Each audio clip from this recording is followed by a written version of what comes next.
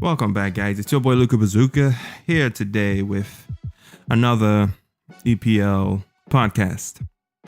Now, today's topic is first, I just want to say congratulations to Antonio Conte on winning the English Premier League title with Chelsea.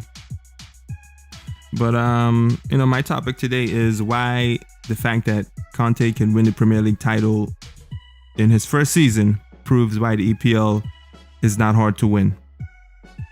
Now,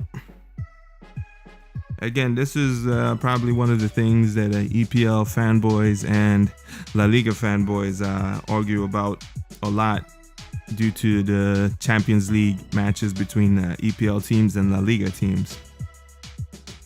But my first point of the day is that honestly, if you're an EPL fanboy, you cannot brag about the difficulty of your league. Why? Because look at Pellegrini. He could not win La Liga with Cristiano Ronaldo in his first season with Madrid back in the 2009 to 10 season. He couldn't win it, but then he goes to the EPL and wins it with Manchester City in his first go. In fact, he won the double in his first go. So again, what does that tell you? Now, credit to Barca, during that time, they were like the best team in the world. They had just won the treble. And Pellegrini did come close with, I think, 90-something points, but it wasn't enough. But again, back to the EPL, he comes in and he wins it with Manchester City in his first season. This is a guy that went from Madrid to Malaga, credit where he did a lot of work and also helped in the development of Isco to winning the Premier League title in his first season with Manchester City. Which is why I just don't believe that this league is as hard as the EPL fans say it is. Because in my opinion, it isn't. Now, credit to the league. They have some strong teams. But if you've noticed over the past, I don't know how many years, but there is absolutely zero difference in levels, zero difference in performance from the team that's at the very top to the one that's at the very bottom. Why? Because if you remember, was it when Chelsea last won the Premier League title with Jose Mourinho, I think 2 seasons ago, right before he was fired. If you notice, Chelsea managed to lose to a relegation-threatened Sunderland 2-1.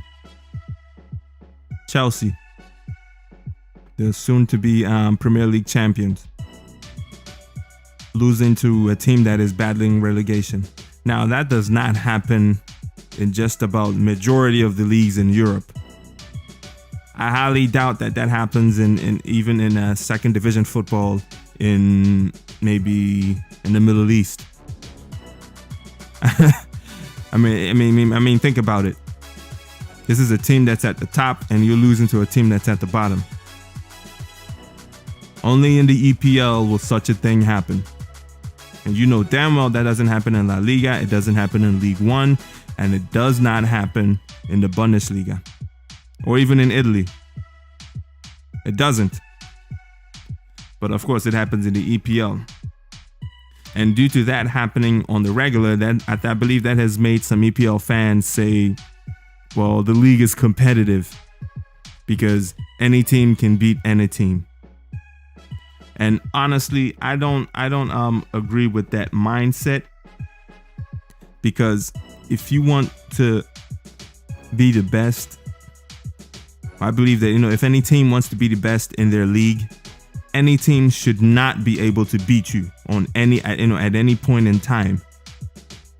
There should be no such thing as that. You should not be going toe to toe with the team that's in the 20th place and is going to get relegated. I mean, they shouldn't be going toe to toe with you. I mean, look at the Sunderland match with Chelsea when Sunderland won, and then if you look at the recent match with Real Madrid versus Granada, who in this season, the 16 and 17 season, have been relegated. And if you've noticed, and if you watched that match, it was over in 15 minutes. And this was Madrid's B team. No Ronaldo, no Benzema, no Bill. Bill was out injured. But this match was over in 15 minutes with Madrid's B team. Substitutes. 15 minutes. It didn't take long before the scoring opened and blah, blah, blah. And, you can't say, oh, Granada is trash. That's why it's over. That's why it was over. Well, Sunderland too is trash. Why couldn't Chelsea finish them off?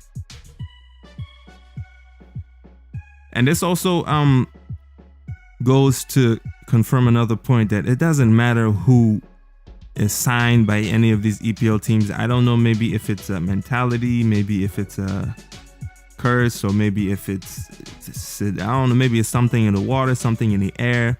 Regardless of who is signed, practically not since Cristiano Ronaldo and SAF were still up and running in the EPL has there been this same level between the top and the bottom. And I think it only continues to get strong. Now look at Conte. He won the Premier League title against the likes of Pep Guardiola, Jurgen Klopp, and so many more. I mean, these are top class coaches. Pep Guardiola, of all people. I'm sure we all know what he did with Barca, winning 24 trophies in 4 years.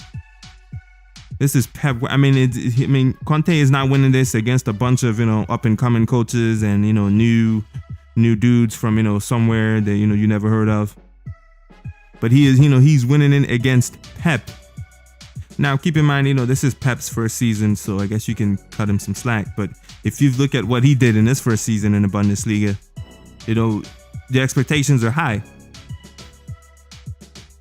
So again, there's just absolutely no excuse as to why people can say the Premier League is competitive when, yeah, it's competitive in its own domain, but when they go out, we see it in the Champions League.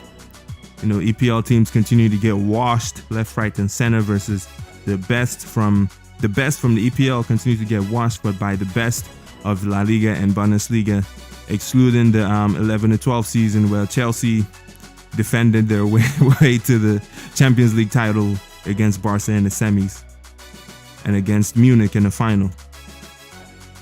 Barring that, every other season is practically, we've seen Arsenal get washed aside. We've seen Chelsea get put down, practically blown out of the competition by Atletico. Same goes for Manchester City and many more. Now, what I also want to say is that, again, congrats to Conte for winning the Premier League title. And from this point on, I want to see if he will actually strengthen his squad or continue as is. Now, there's been a lot of rumors of Morata going back to work with Conte again. They're saying he's going to replace Costa, which, again, I think Costa has at least another 3-4 years on top. and I don't really see the need for immediate replacement right now, but I can understand why, they're planning for the future, seeing as Chelsea has something in the players' contract saying after they hit 30, the contract negotiations for extensions get a little bit harder, where the player has to prove why, they deserve another year or two or more. It's a very strict policy, but that's how they keep, I think they're trying to, maintain a young squad for the most part.